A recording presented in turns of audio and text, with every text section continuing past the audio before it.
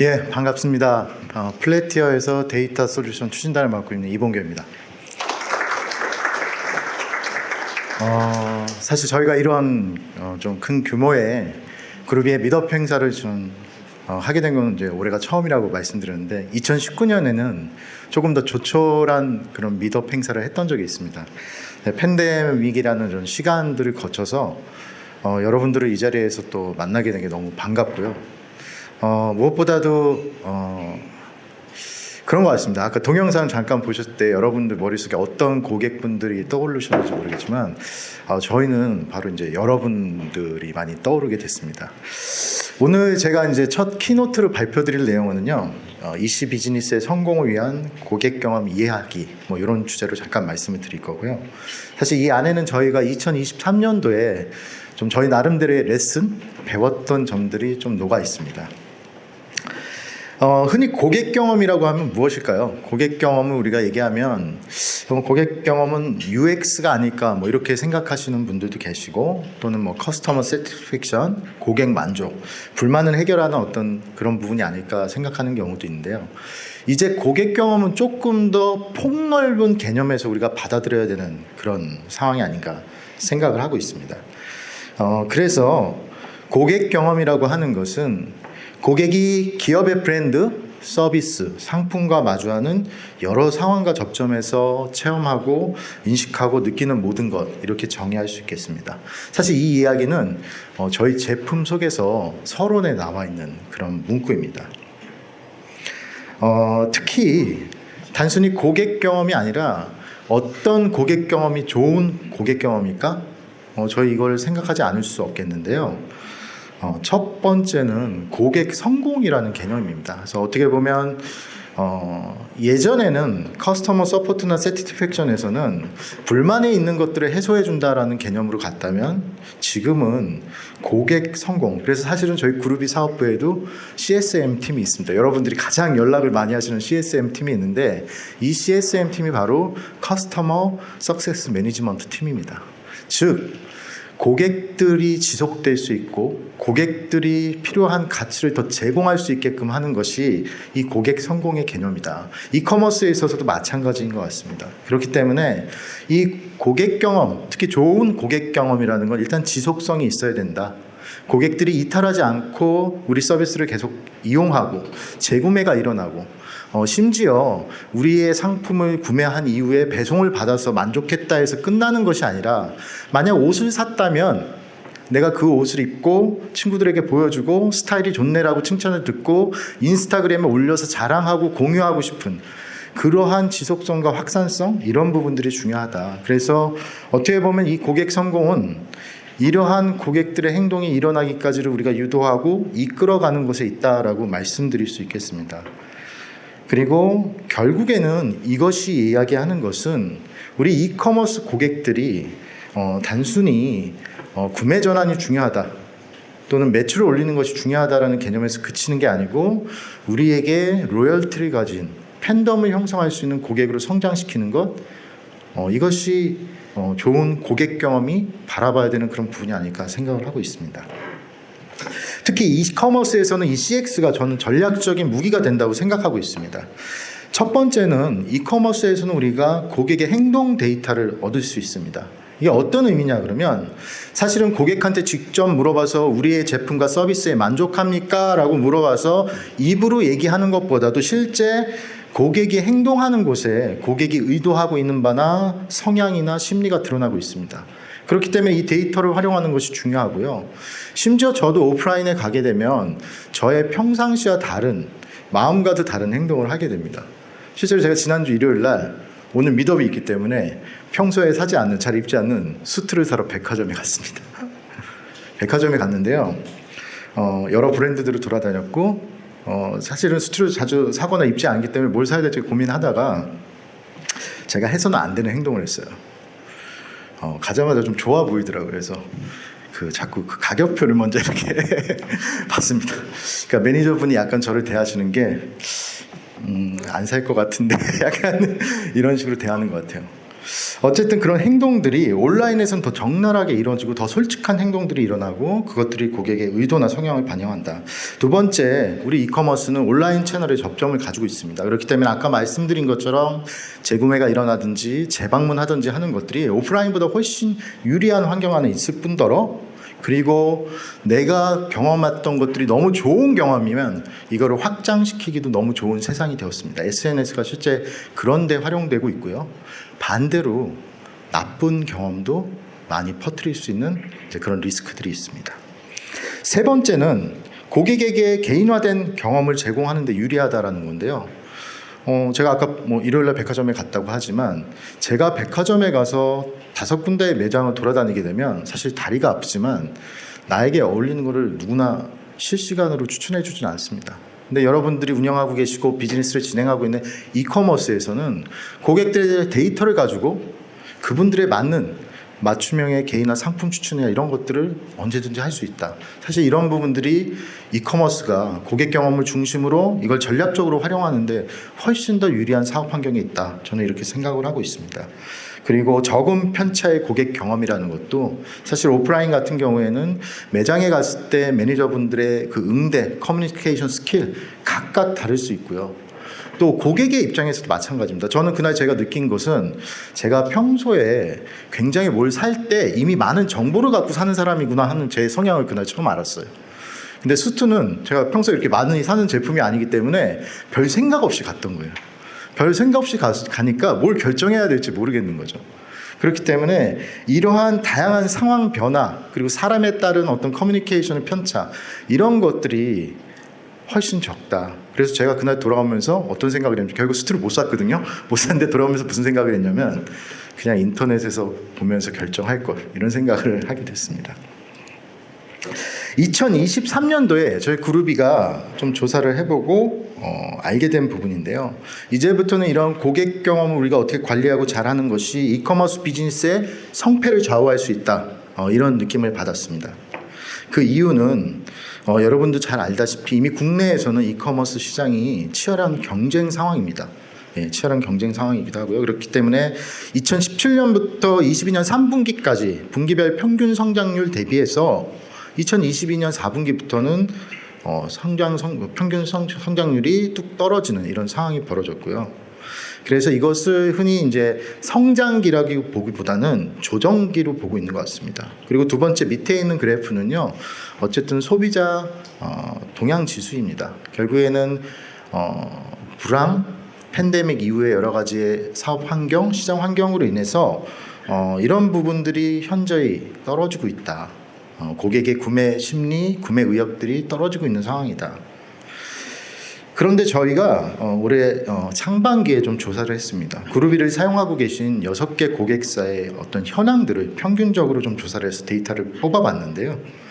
보시는 것처럼 실질적으로 2022년 대비 2023년에 방문자 수 추이 같은 경우들은 좀 떨어지고 있었습니다. 저희가 여기서 좀 딥다이브한 데이터는 좀 보여드리기 어려운 부분도 있지만 실제로 신규 방문자의 방문 비율 이런 부분들도 사실 좀 떨어지고 있었습니다.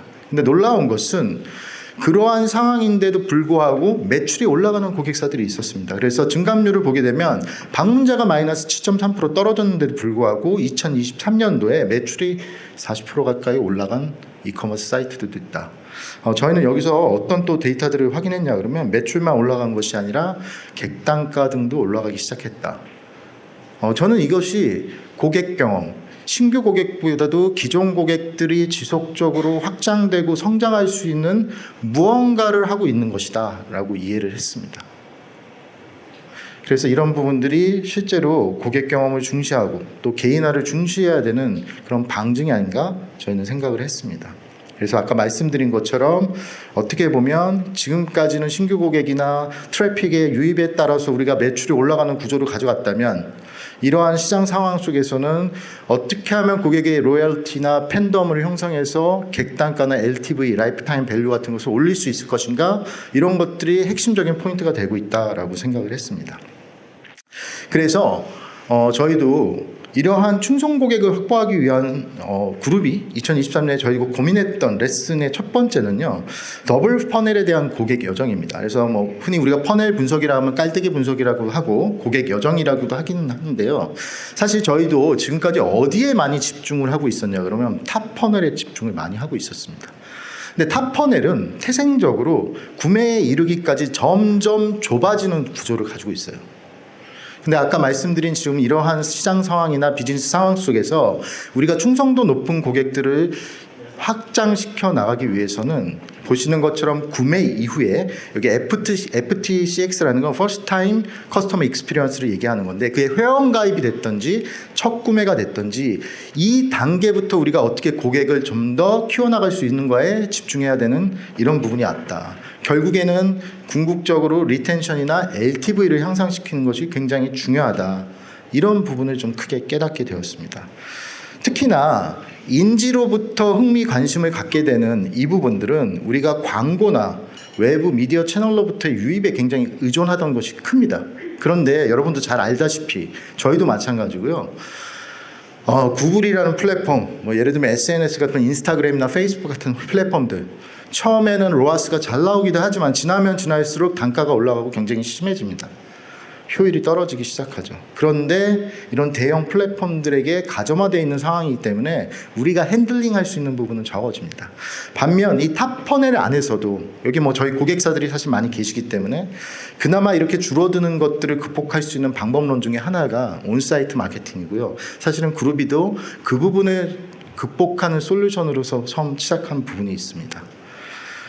두 번째는 그러다 보니 이제부터는 우리가 바텀 퍼넬을 어떻게 활용할 것인가 이것이 되게 중요하다. 결국에는 사실 이 바텀 퍼넬이 순식간에 확장이 될 수 있으면 너무 좋겠지만 여기서 저희가 인게이지먼트라는 이야기를 하는 것은 사실은 이 부분에 대한 노력들은 한 번에 이루어지지 않고 서서히 확장될 수 있는 그런 구조들을 가지고 있다. 이 부분을 이해하고 계셔야 될 것 같습니다.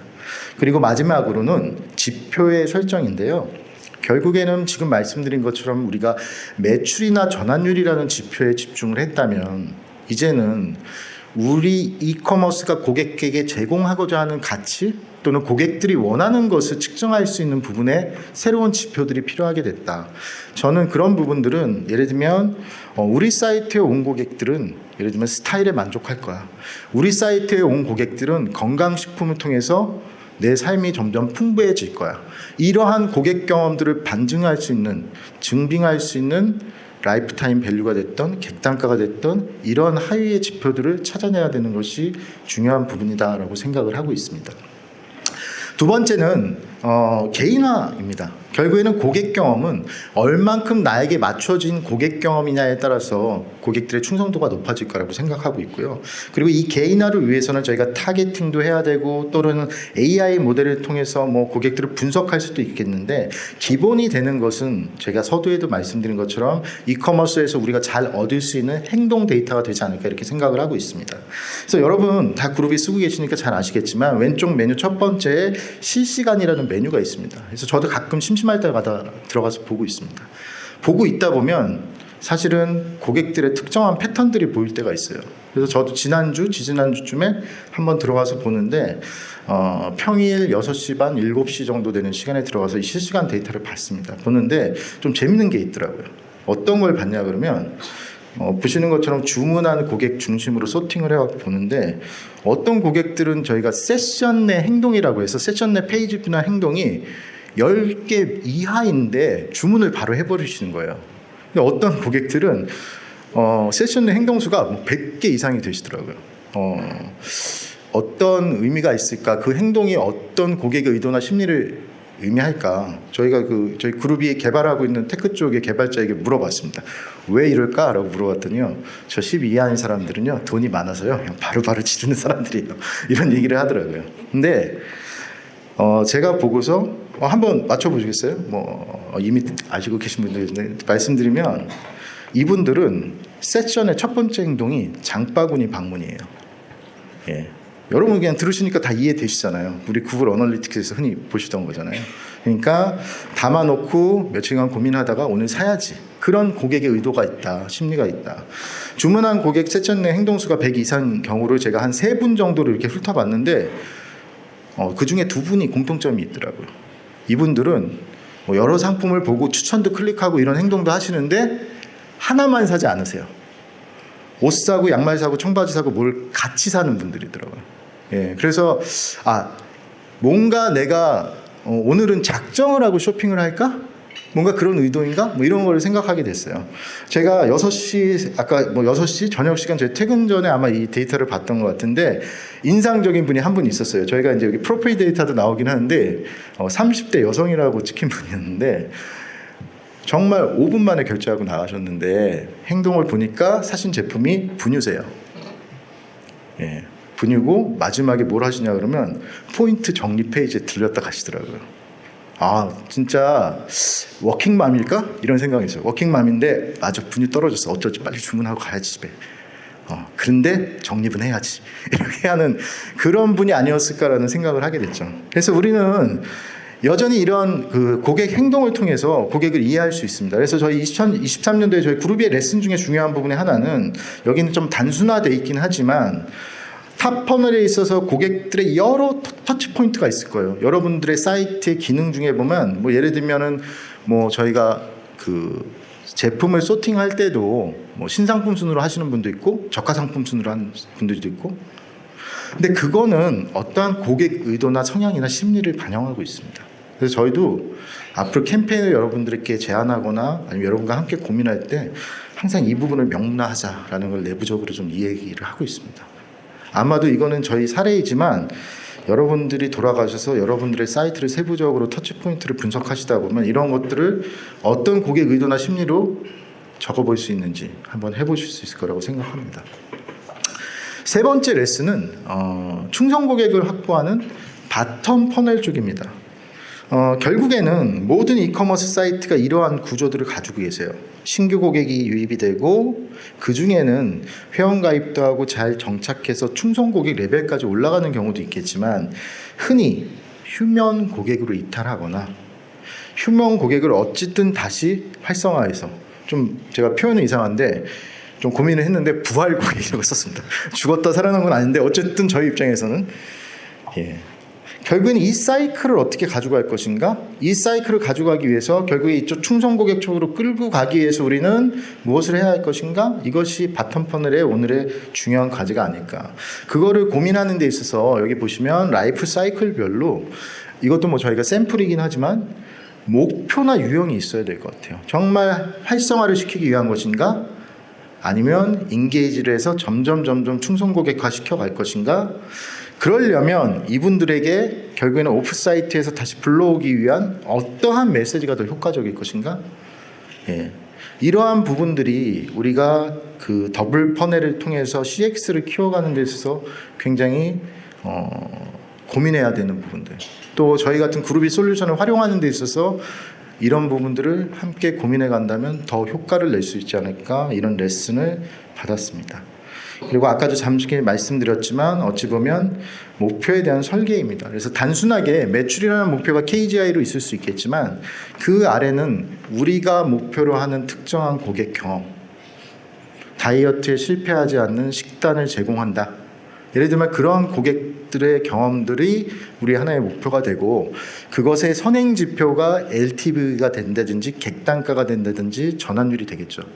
그래서 한번 이러한 기준에서 가져가야 될 부분들을 고민하실 부분이 있고, 두 번째는 결과적으로 보면 우리가 마케팅 솔루션을 쓰거나 어떤 캠페인들을 진행하게 되면 쿠폰이나 혜택들은 굉장히 단기적인 효과를 가져가긴 마련입니다. 그런데 고객 경험은 아까 말씀드린 것처럼 인게이지먼트를 차곡차곡 쌓아나가야 되는 좀 그런 부분들이 있어요. 그래서 단기적인 것을 하지 말라라는 얘기가 아니고 우리가 주로 하고 있는 고객에 대한 캠페인이나 프로모션이나 아니면 고객 경험을 좋게 하려는 행위 자체가 어떻게 보면 너무 단기에 치우치지 않았나?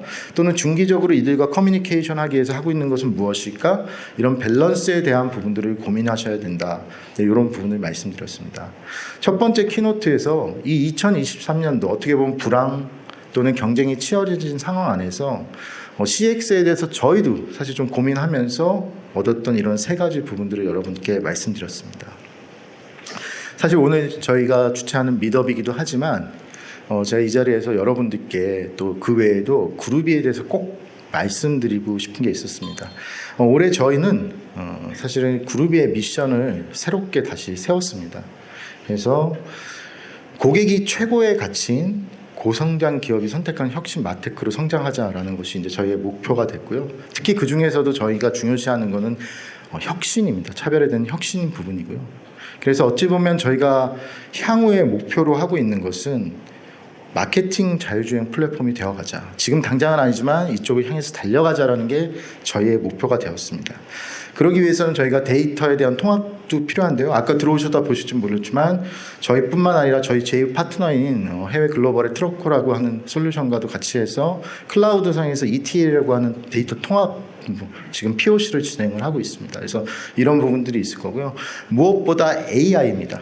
그래서 저희 그루비가 사실 상품 추천에서부터 세그먼트 타겟팅까지 오늘 다음 세션에서도 새롭게 여러분들께 선보일 기능들을 설명드리겠지만 특히나 LLM, 그러니까 우리 대규모 언어 모델 이런 것들을 활용해서 좀 더 마케터분들이 수월하지만 효율을 높일 수 있는 이런 기능들을 강화해 나갈 건다 하는 부분이고요. 마지막으로 저희 입장에서의 CX는 사실 여러분들입니다. 여러분들이 그루비를 사용할 때 어떤 경험을 하실 수 있게 하느냐가 저희 입장에서는 중요한 CX이기 때문에 이런 의미에서는 저희도 마케터 프렌들리 할 수 있는 서비스를 지속적으로 제공해 가겠다라는 걸 오늘 이 자리에서 꼭 말씀드리고 싶었고요. 사실은 이런 솔루션 분야, 이런 마테크 솔루션 분야에 국내의 기술들이 많이 없습니다. 그래서 어떻게 생각하실지 모르겠지만 여러분들과 함께 가능한 정말 K-마테크로서 성장할 자존심을 가지고 저희도 함께 성장해 나가고 그리고 어떻게 보면 한국 내뿐만 아니라 해외에서도 저희의 높은 기술 수준과 이런 부분들을 좀 앞으로 발전시키고 싶다 이런 포부를 가지고 있습니다.